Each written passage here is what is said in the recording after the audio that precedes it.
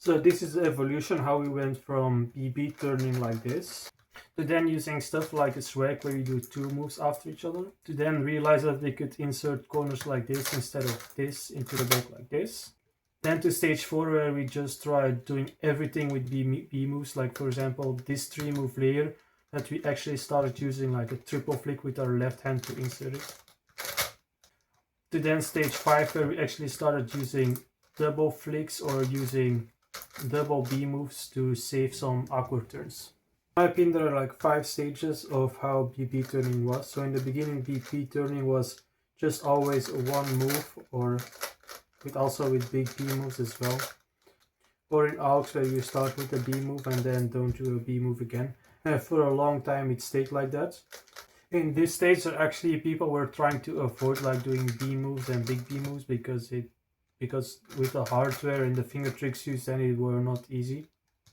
Then the next phase was starting to use a swag, and with the swag what we mean is do a small B prime and then immediately do a big B with the same hand. So it's like kind of tricky to get used to, but this way you can do 2 B moves right after each other pretty quickly. And this then was like not used that much, only in some TCL algs like this alg and some others, but it was like not used that much until like EG2 for the second time was gent, and then we noticed that this finger trick can be used in many cases, like for example this one, which makes this case pretty fast because you just take out this corner, do a swag, and then we also noticed that you can do an R prime afterwards and do a rotation at the same time and then insert like this. So this makes the swag a lot more versatile. This allowed us to use the swag in way more different algs. Because for example this here you could cancel into a sledge, and this way it was very easy to use. We also noticed that in some cases doing a righty swag where you do a B and then a B prime could also be useful. Then we also started using a lot of 2 move B2 moves, like in this example, where we noticed that it could be really quick. And then for example for this alg, here in the past we used to rotate like this for example, but then we noticed that we could end with B moves. So then we came to stage 3, and in stage 3 what we basically noticed was with this case at first that you could insert, instead of doing it like this, you could insert it by doing B moves. So you do a small B, B, and then a small B prime. And this way you can actually do it very quickly. And we started using it in algs because we noticed that for this case, for example, you can take out this corner, then insert in there in 3 moves like this. So it could be used in many different algs. And then we also start experimenting with endings like this, where you have to insert this into here with either executing it like this or use the righty swag to insert it like this. At first we only used it in algs, but then we realized that it can also be very useful for during the layers, because for this layer for example in the past we used to do like this or this, but then we had to do an awkward rotation for the sledge. So what we then started doing was doing B moves like this and sledge. Then in stage 4 what we realized is that we can actually do way more tricky things as well to save rotations in layers. Not all these cases were used during algs, but they could be useful during layers. For example this, normally you would insert it like this, but then we realized that during the pickup you could execute like this, and then you didn't have to rotate for the sledge. And this one was quite easy to finger trick, but what we also started doing was doing less easy finger tricks, like this layer for example, because here you have a lot of counterclockwise moves, but what we then started getting used to is doing these moves. And it becomes quite tricky to execute them quickly because it has to be word, not rotating.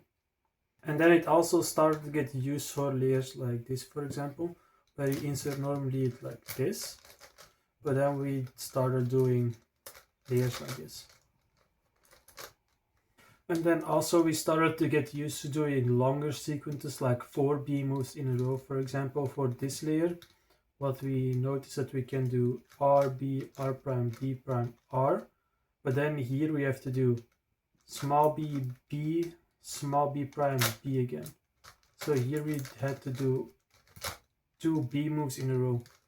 And this got quite some time to get used to, but we noticed that it was pretty fast. So what we also started doing was doing sledges with b moves from the back, because here we got very used to doing this 3 mover very fast. But what you actually can do is when you start with a big B prime move, then you can just do that 3 mover and then you just did a sledge. So this also took some time to get used to. So this can also be done pretty quickly. And this became then useful, for example, if you have this 3 mover into sledge, into U-perm. Normally you would have to do insert Y2 U-perm. But with this, you could just do it from one angle. And then of course it's also very useful to do in the O-perms, because then you have a setup to U-perm. And for this case, normally you do this setup and then U-perm. But from this angle you can bring this down, back sledge, normal sledge, insert, which also is a lot faster. So here we notice that we could insert this, for example, with very tricky moves, because you have to do like a triple flick with your left hand, which is very hard to get used to. But once you get it down, it's almost as fast as doing it with arm moves.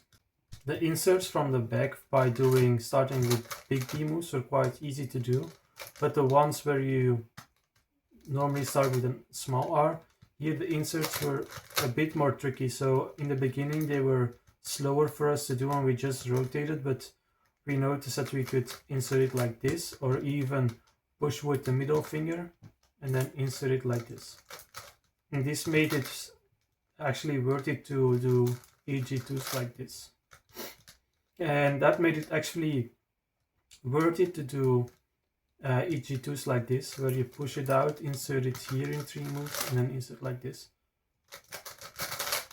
The mirror is a bit trickier to execute because you take this out, then you do a big B, small b prime, big B, and then insert into here, which is a lot trickier. So it takes a long time to get used to those kind of finger tricks. Then we are now entering phase 5, where BB turning got quite advanced. Because for this case, for example, here the ending is big B, small b prime, which is hard to finger trick. But what I noticed was that here, doing the big B prime, we're doing a double flick like this, and then the B move like this is actually very fast, because big B, small b prime is very quick, but here your ring finger is actually in place to already do a B move. So you can easily do that. So for this case, for example, here another double B move was discovered. Because here we do like the quick take this out in 3 moves like this. And then from here we actually want to do a swag to end it. So here when you do like a double B move, double B prime move is actually very quick. These 2 double B moves have actually unlocked a lot of different cases that were hard to finger trick in the past, but now are easy to finger trick. So for this case, now my main, for example, has become start like a normal BB sledge in the back, and here instead of doing a single flick, you do the double flick and then the B move, and then here you do a sledge and insert it. So again, you start like a sledge.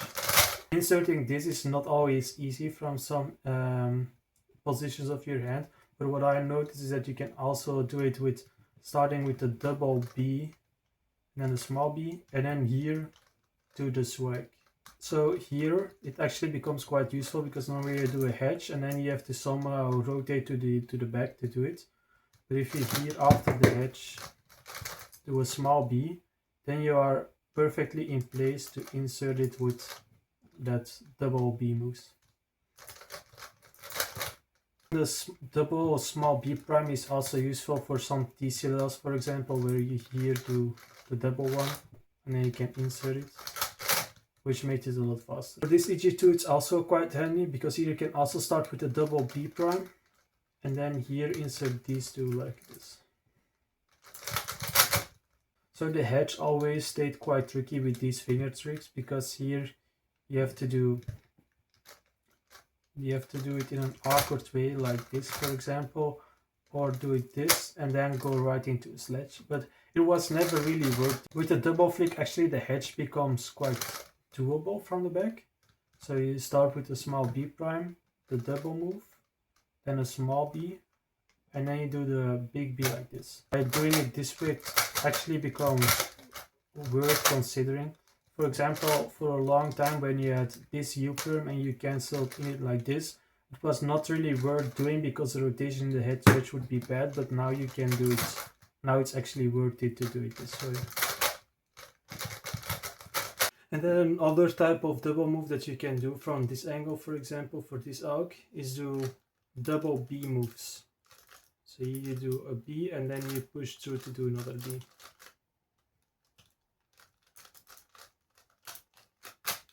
So sometimes useful to first do the push B move and then pull with your left hand.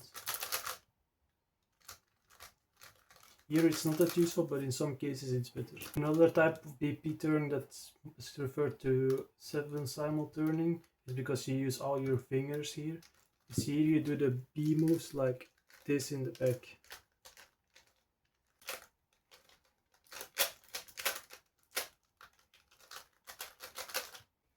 Then one really advanced BB trick that I've used a couple of times is here you go, it's to twist these 2 and 4 moves. So what you do is you do a sledge and then you insert the 2 red ones in here by doing this move with your right hand and then with your left hand push it up like this. This is useful, for example, in this case where you normally have to do a hedge here and then twist the corner, so you have to do a wide do.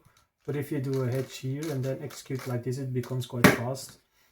And it's also sometimes useful because if you don't know when you twist these 2 corners, now you get this 8 mover, but it's sometimes not nice. But what you also can do is do the alg before the layer. So some scrambles I check it, and here I would check it, and here it would also be useful because you do sledge hedge and then you can go straight into it. And then what you also start doing is learn like weird finger trick for certain algs. So for this alg, for example, you do B R prime, then you do a swag, but instead of doing it like normally and rotating, you cancel the rotation and then you insert another B move into there.